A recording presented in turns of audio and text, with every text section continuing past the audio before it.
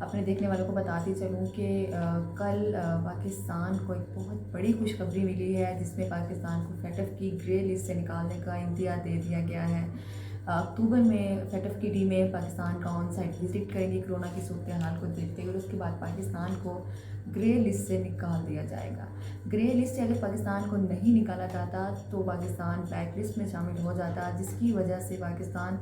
تمام قسم کی جو دو طرفہ تعلقات ہیں اور مالیاتی اداروں IMF, World Bank, وہاں سے قرضہ لینے میں کافی اس کو مشکلات پیش آ سکتی تھی۔ میں اس کی تفصیلات میں جاؤں اس سے پہلے میں آپ کو بتا دوں کہ فیٹف ہے کیا۔ فائنینشیل ایکشن ٹاسک فورس، جو کہ 1989 کو سامنے آئی تھی، جس کا مقصد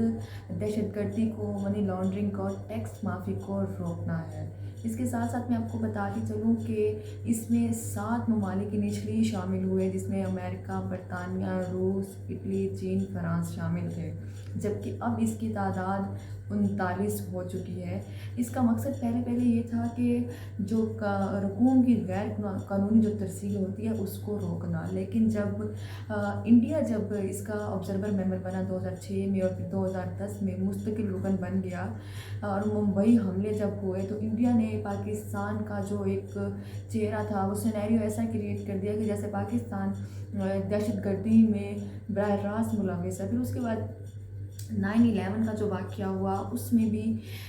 اس طرح سے دکھایا گیا کہ مسلمانوں کے حوالے سے شدت پسندی دکھائی گئی، اور اسلاموفوبیا جو ہے وہ بہت سامنے آیا۔ جہاں بھی دیکھا جاتا تھا ٹی وی چینل پہ مسلمس کو ٹیررسٹ دکھایا جاتا تھا۔ تو پھر اسی طرح سے یہ چیزیں چلتی گئیں اور مسلمس کو دہشت گردی کے ساتھ جوڑا، اور پاکستان کو پہلی بار 2008 میں فیٹف نے گرے لسٹ میں نام لیا تھا۔ پاکستان اس وقت میں آپ کو بتاتی چلوں کہ پاکستان خود بھی ایک بہت بڑے جو ہے وہ سینیریو سے گزر رہا تھا۔ پاکستان اس وقت خود دہشت گردی کا شکار تھا، لیکن پاکستان کا نام 2008 میں فیٹف نے لیا، اور اس وجہ سے پاکستان نے بارہا یہ باور کروانے کی کوشش کی کہ ہم خود اس پرابلم سے گزرے، ہم خود دہشت گردی سے گزرے ہیں، دہشت گردی سے نقصان کسی اور نے نہیں اٹھایا ہو، ہم نے بہت زیادہ اٹھایا ہے۔ لیکن 2011 میں اور پاکستان کو جو ہے وہ پلانس دے دیے گئے، ان پلان پر عمل کریں۔ 2011 تک کا ٹائم دے دیا۔ پاکستان نے کوشش کی ایک ذمہ دار ملک بن کے رہے، عالمی برادری کا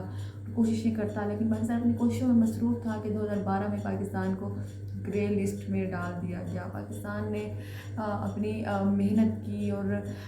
جو پلانس دیے گئے تھے ان کو کمپلیٹ کرنے کی کوشش کی، اور 2015 میں پاکستان کو نکال دیا گیا۔ ٹھیک ہے، وہ چیزیں چلتی گئیں، پاکستان نے اپنے آپ کو امپروو بھی کیا، لیکن اس کے بعد 2018 میں مسلم لیگ نون کی حکومت میں پاکستان کو پھر سے گرے لسٹ میں ڈال دیا گیا، اور 27 جو ہے وہ نکات دیے گئے جن پر عمل کرنا تھا۔ اس میں ایک تو یہ تھا کہ امریکہ کی طرف سے جن دہشت گرد تنظیموں پر پابندی لگائی گئی ہے، جیسے جیش محمد کے مسعود اظہر، اگر میں نام صحیح نہیں لے رہی تو میں دیکھ کے بتا دیتی ہوں، جیش محمد کے مسعود اظہر اور لشکر طیبہ کے حافظ سعید اور آپریشنل کمانڈر ذکی الرحمان لکھوی کا نام جو ہے وہ شامل تھا۔ ان کے خلاف کارروائی کرنی تھی۔ اس کے بعد میں آپ کو بتاتے چلوں کہ ہر 6 ماہ بعد جو ہے وہ وزٹ کیا جاتا، جائزہ لیا جاتا اور رپورٹس دیکھی جاتی، کیا سچویشن ہے کیا نہیں ہے،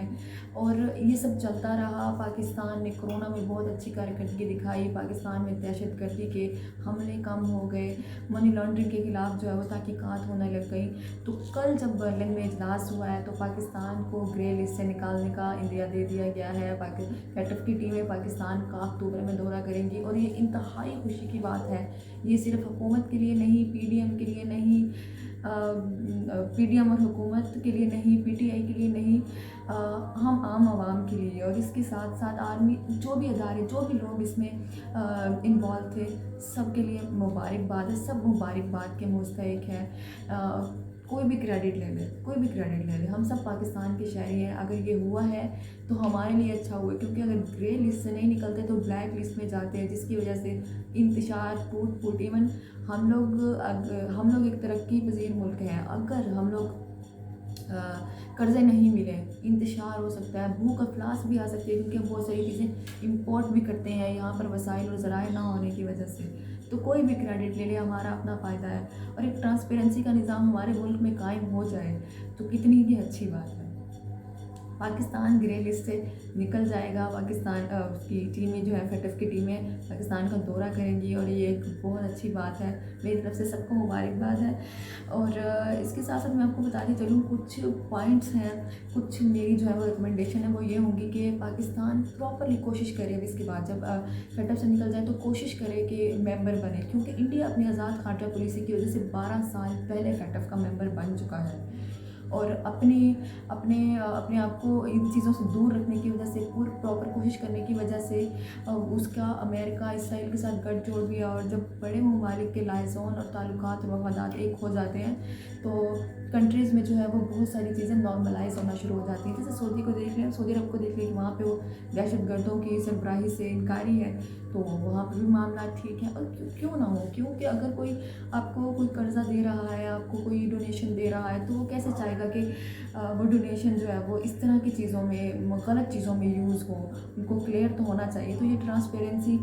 کا نظام جو ہے وہ قائم ہو جائے تو اس سے اچھی بات کیا ہو سکتی ہے۔ لیکن ایک اور بات اس میں ہے کہ جیسے منی لانڈرنگ کے جو